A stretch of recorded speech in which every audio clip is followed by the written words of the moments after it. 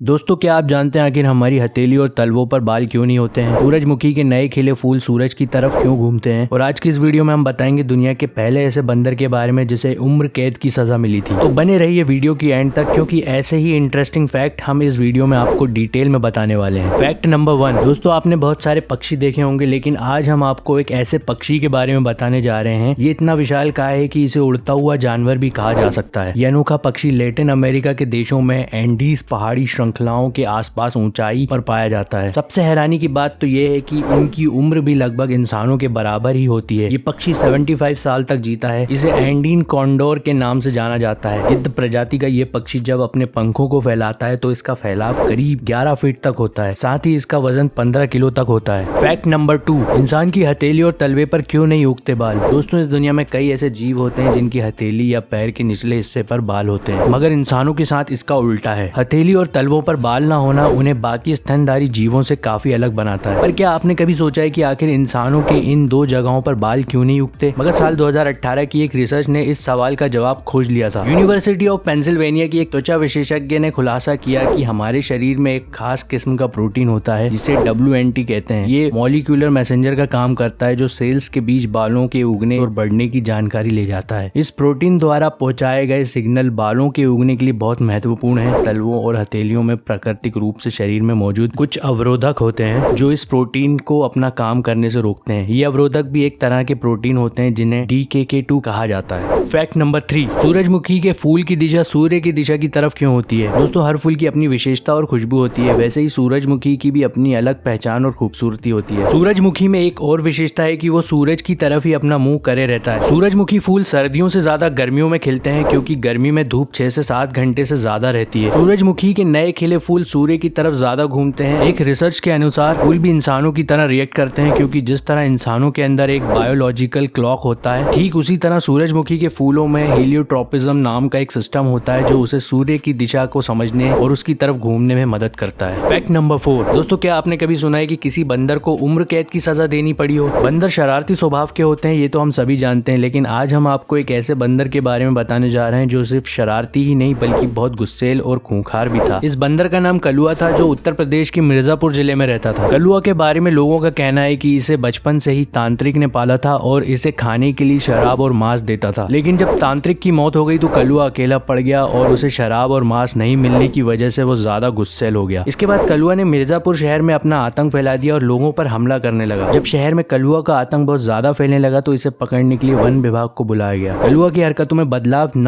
होने के कारण अधिकारियों ने इसे पूरी उम्र कारावास में रखने का फैसला किया, क्योंकि बाहर छोड़ने पर यह फिर से लोगों पर हमला करने लग जाता। Fact number 5। इंडोनेशिया के बहुत से स्कूलों में हर साल एक खास दिन मनाया जाता है जिसमें सभी बच्चों की माँ को स्कूल बुलवाकर बच्चों से उनके पैर साफ करवाए जाते हैं। ऐसा इसलिए किया जाता है ताकि बच्चे छोटी उम्र से ही माँ बाप की सेवा करना सीख सकें और ऐसा करने में शर्मिंदगी महसूस ना करें। यही कारण है कि इंडोनेशिया में बहुत कम वृद्ध आश्रम मौजूद हैं। Fact number 6। दोस्तों, क्या आप जानते हैं कि 1958 में चीन में फसलों को बढ़ाने के लिए 4 पेस्ट कैंपेन नाम से एक अभियान चलाया गया था, जिसका मकसद चूहे, मक्खी, मच्छर और चिड़ियों की आबादी को खत्म करना था। जब लाखों के करीब चिड़ियों को मारा गया तो इससे पारिस्थितिक संतुलन बिगड़ गया, जिससे टिड्डी और फसलों को खाने वाले बाकी कीड़ों की आबादी बढ़ गई, जिसने फसलों को खत्म करना शुरू कर दिया। इसके बाद 1959 से 1961 के बीच चीन में दुनिया का सबसे जानलेवा अकाल पड़ गया, जिसको कहते हैं ग्रेट चाइनीज फेमाइन, जिसमें भूख के कारण 5 करोड़ के करीब लोगों की मौत भी हुई थी। Fact number 7। दोस्तों, एक टायर निर्माता कंपनी मिशेलिन ने दुनिया का पहला ऐसा टायर बनाकर तैयार किया है जिसमें ना तो हवा भरने की जरूरत है ना ही वह पंचर होगा, और ऐसा इसके खास डिजाइन की वजह से है। इसे the unique puncture proof tier system कहा गया है और साल 2021 में इसका सफलतापूर्वक परीक्षण किया गया है और कुछ सालों में कंपनी इसे बेचना भी शुरू कर देगी। Fact number 8। Lencois Maranhenses national park Brazil के मारनहाउ में मौजूद एक रेतीला नेशनल पार्क है और इस रेगिस्तान की तरह दिखने वाले नेशनल पार्क की खास बात यह है कि यहाँ बाकी के रेगिस्तान के मुकाबले बहुत ज्यादा बारिश होती है और बारिश के मौसम में यहाँ रेत के टीलों के बीच पानी भरा रहता है। Fact number 9। दोस्तों, अमेरिकन एक्ट्रेस हेडी लमार को किसी समय दुनिया की सबसे खूबसूरत महिला माना जाता था। साथ ही वो मैथमेटिशियन और एक आविष्कारक भी थी। हेडी लमार ने फ्रीक्वेंसी होपिंग स्पेक्ट्रम का आविष्कार किया था, जिसका इस्तेमाल आज वाईफाई और ब्लूटूथ में किया जाता है, लेकिन इस आविष्कार का पूरा श्रेय उनको नहीं दिया गया और बहुत ही कम लोग उन्हें जानते हैं। Fact number 10। 24 अक्टूबर 1975 में पुरुषों के बराबर अधिकार पाने के लिए आइसलैंड की 90% महिलाओं ने मिलकर राजधानी रेगेविक में हड़ताल की थी। इसके बाद पार्लियामेंट को महिलाओं के लिए पुरुष के समान अधिकार का कानून पास करना पड़ा था। इसके बाद किसी महिला को राष्ट्रपति बनाने वाला आइसलैंड दुनिया का पहला देश बन गया था और आज भी हाईएस्ट जेंडर इक्वालिटी के मामले में आइसलैंड सबसे ऊपर आता है। तो दोस्तों ये थे कुछ अमेजिंग फैक्ट्स। अगर आपको ये वीडियो अच्छी लगी और आप आगे भी ऐसी ही इंटरेस्टिंग वीडियोस देखना चाहते हैं तो प्लीज हमारे चैनल को सब्सक्राइब और नोटिफिकेशन बेल को ऑन कर दो ताकि हमारी वीडियोस की नोटिफिकेशन सबसे पहले आपके पास आए।